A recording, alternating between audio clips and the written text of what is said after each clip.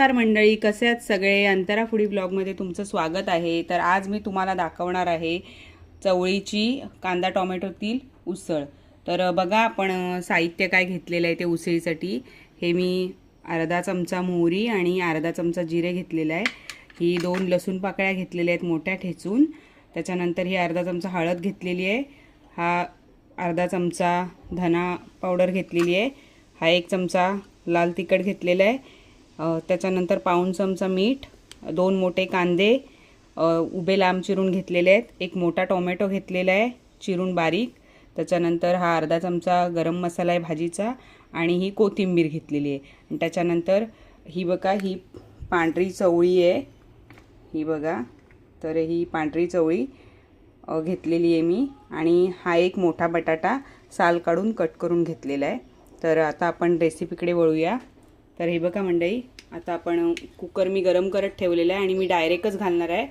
तर मी आता त्याच्यामध्ये कुकर गरम झालेला आहे, त्यामध्ये मी आता तेल घालते।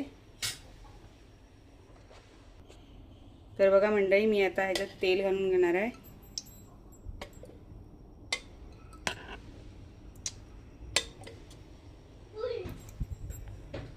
तर हे बघा मी 4 पळी तेल घातलेलं आहे आणि आता आपण तेल गरम करून घेऊया।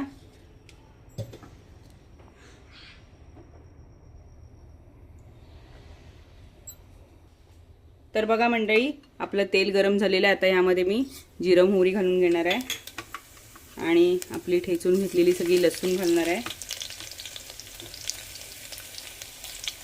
आणि हा 1 वाटी कांदा पण ॲड करणार आहे त्याच्यात।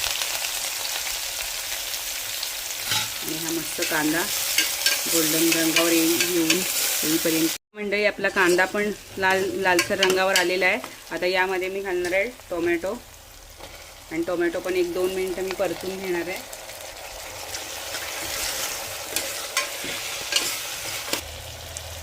तर बघा मंडळी, आता आपला कांदा टोमॅटो पण लालसर रंगावर आलेला आहे। आता आपण यामध्ये सगळे घेतलेले मसाले ॲड करायचे। तर सगळ्यात पहिलं मी हे लाल तिखट, त्याच्यानंतर हळद,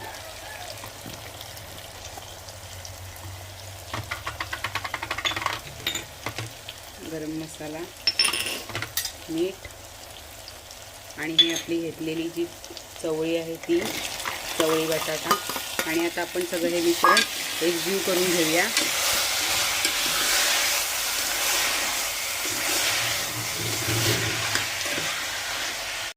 तर हे बघा आपलं मिश्रण एकजीव सगळं करून झालेलं आहे।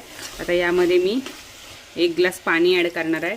तुम्हाला जेवढी पातळ भाजी हवी तेवढी करून घ्या। मी 1च ग्लास घालणार आहे, कारण कुकरला पाणी सुटतं म्हणून मी 1च ग्लास पाणी घातलं आहे। 1 ग्लास पण पूर्ण घातले नाही, त्यातलं हे थोडंसं पाणी उरलं आहे। आणि आता आपण वरून ही कोथिंबीर घालूया आणि मी मस्त 2 शिट्ट्या काढून घेणार आहे। तर बघा आपली ही 1 शिट्टी झाली। आपला कुकर पण थंड झालेला आहे, तर मी उघडून दाखवते। आणि हे बघा मस्त अशी भाजी रसरशीत एकदम तयार झालेली आहे। कलर पण बघा कसा मस्त आलेला आहे भाजीला। हे बघा, बघू शकता तुम्ही, रस्सा पण जेवढा आपल्याला लिमिटेड पाहिजे तेवढा झालेला आहे। ह्या प्रमाणामध्ये केलात तशी छान अशी भाजी तयार होईल। करून खाऊन बघा आणि आवडली तर माझ्या चॅनलला सबस्क्राईब करा। धन्यवाद।